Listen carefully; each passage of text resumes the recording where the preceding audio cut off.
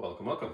So today I wanted to make some banh mi, even if my cat ate one of my rolls.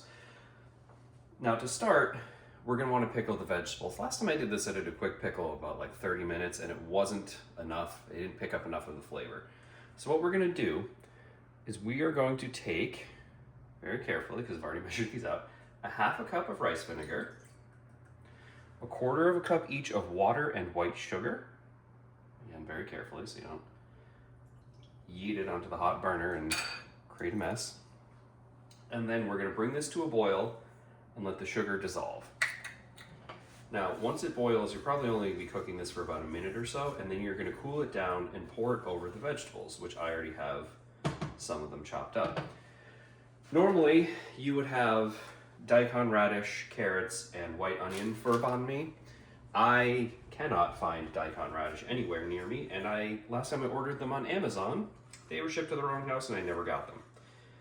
So, that being said, we're just doing the carrots, onion, and a little bit of jalapeno. Here are the carrots and the onions. You're gonna have the carrots cut into little matchsticks. You can buy matchstick carrots. There's cat hair in there.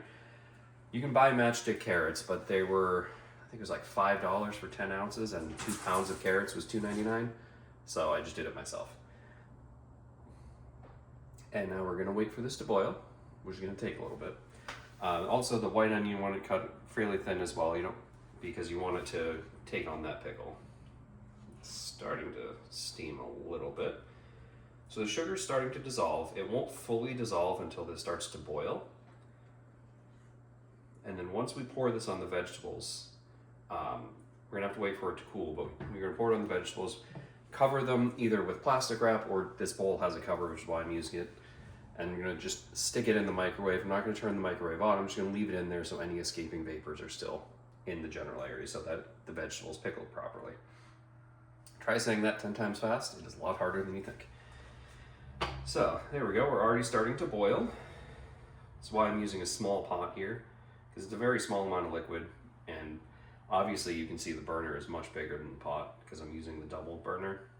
So it heats from not just underneath, but the radiating heat coming up on the sides. It's allowing this to go a little bit quicker. You do have to be careful if you do this though, because I can feel it on my hands just from holding this pot. So you don't want to burn yourself. So there we go. We're just gonna let this boil. Make sure that everything in there is nice and combined.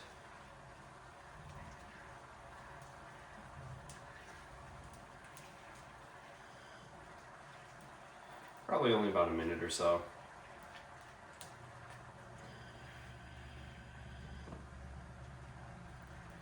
There we go.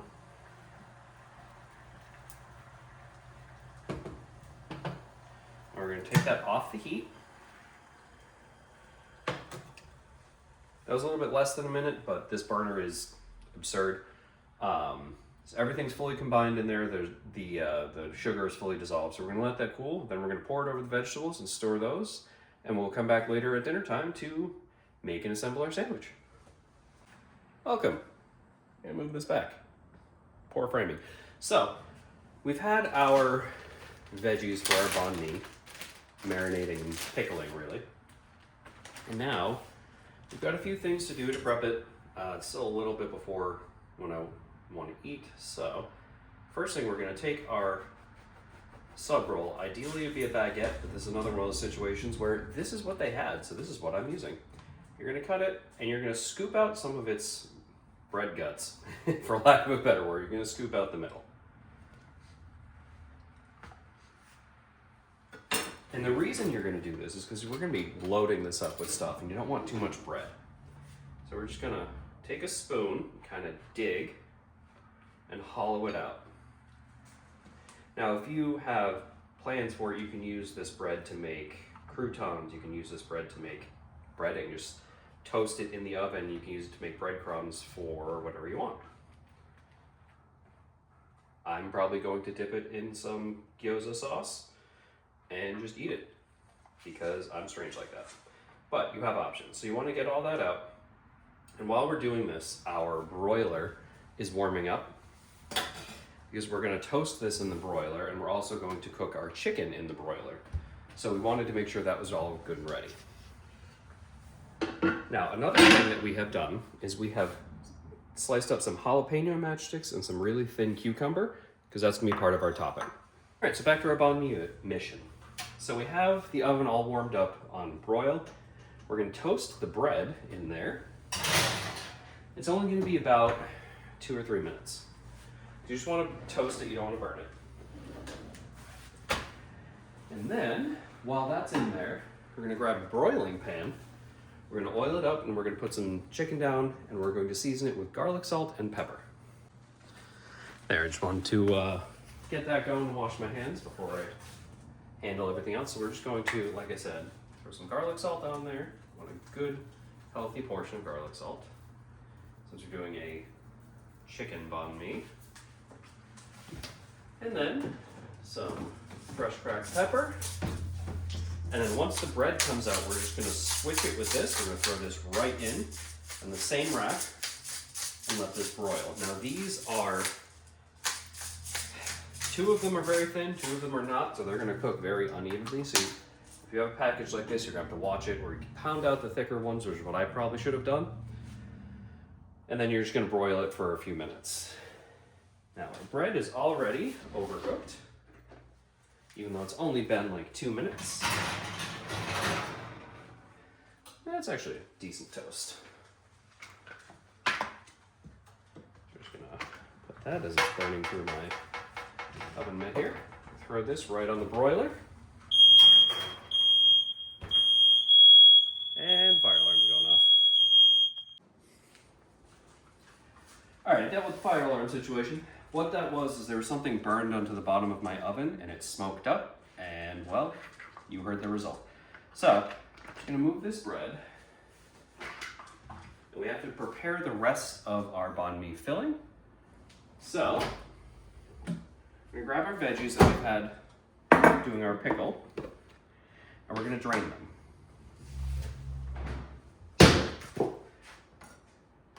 Pass it through a strainer. Because this wasn't in a pressure vessel and it wasn't like a super hot pickle, we let everything cool down a little bit. They're not going to be fully pickled, they're just going to have picked up some of that flavor. And now, we also are going to, if I can find it, make a real quick mayo, a sriracha mayo, that's going to go over our banh mi. And to do this, all you need is mayonnaise, sriracha, and a little bit of lime juice. I almost said lemon juice. I did buy more if I don't have enough. That should be plenty, since it's just for me. A little bit of sriracha. Roll out one of our limes so we can juice it up pretty good. If I'm moving or talking weird, I really hurt my neck, so it's kind of hard to move around. So we're just going to squeeze some lime juice right in on there.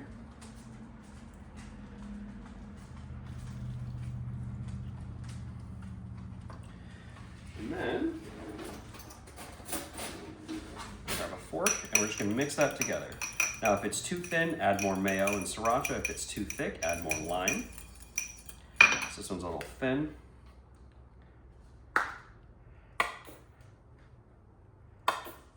That was a very juicy lime. So we're just going to keep mixing that until it's a good consistency, because you want to be able to drizzle it. You don't want it to be chunky, because that's weird.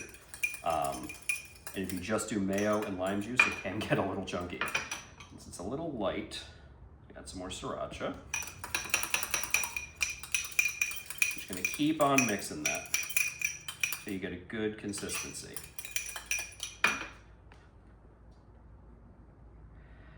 Now, I probably should have used the new mayo that I bought today, because there's very little left in this thing.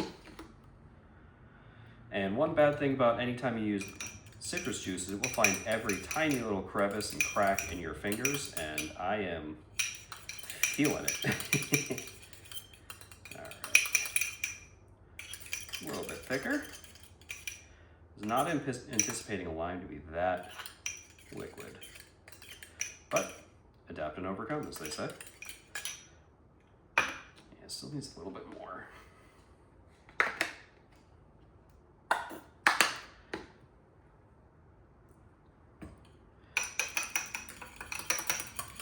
There we go. Now we're thickening enough. And you want it to be able to be drizzled, but you also want it to not just slide right out of the sandwich. There we go. Need a spoon to start that. I'm running out of small spoons, so I wanted to use a fork to mix it. Plus, a fork really lets you get in there. All right, chicken's doing good. Veggies are still draining. So while that's going on, we're going to start assembling some of our sandwich. Now always clean up as you go, and no matter what brand of sriracha I buy, it always supports me when I open it or close it.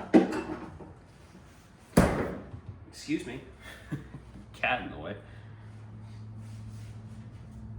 Grab our overly toasted bread. Because hey, nobody's perfect.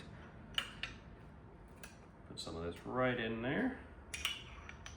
Want to get it in those little bread cavities we made. So it's under everything. We're gonna get some fresh cilantro leaves.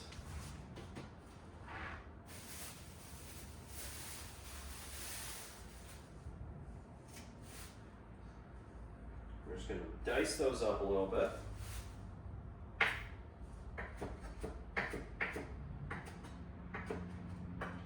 Try not to stab yourself with a knife. Just spread a little bit of our fresh cilantro in there.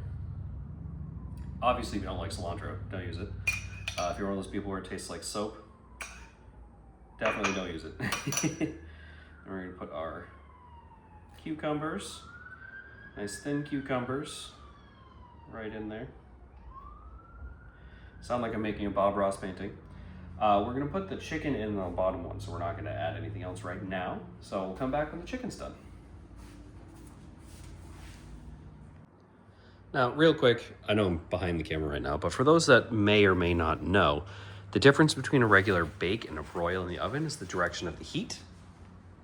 So when you're baking in an oven, you're cooking in an oven standard, the heat is usually coming from the bottom. When you're broiling, there's an element right on the top that's really hot and it's a direct heat. So that's what we're doing. So when you do the broil pan, you put it right up at the top and you can probably see the glow. And it's gonna cook it right on that heat source. And we probably only have a minute or two left on that chicken, and then we're gonna be able to serve up our banh mi. All right, as you can see, I cleaned up my work area a little bit. Now this is still an extremely hot pan, so be careful. Because a broiler is typically around 500 degrees. So you want to be very careful. Now, we're going to take our chicken. We're going to give it a good old slice.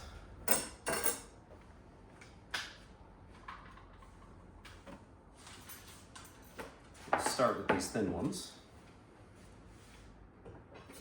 Because I know for a fact that they are done. Probably more than done.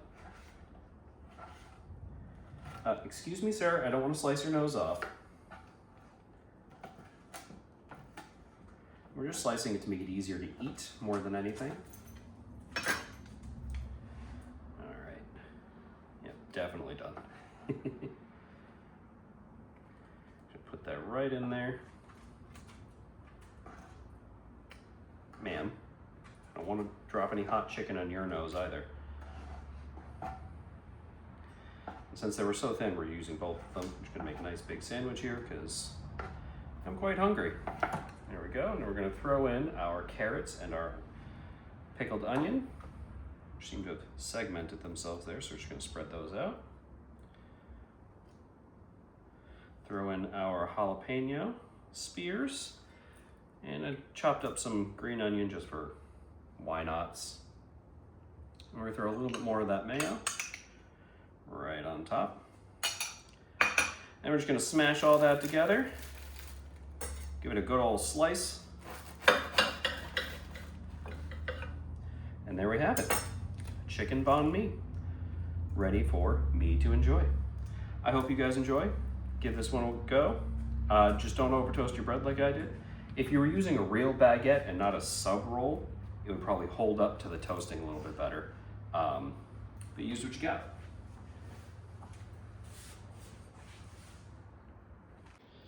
All right, I didn't realize until the end the absolute bloom from the sun. But yeah, there's our banh mi. Nice and tasty.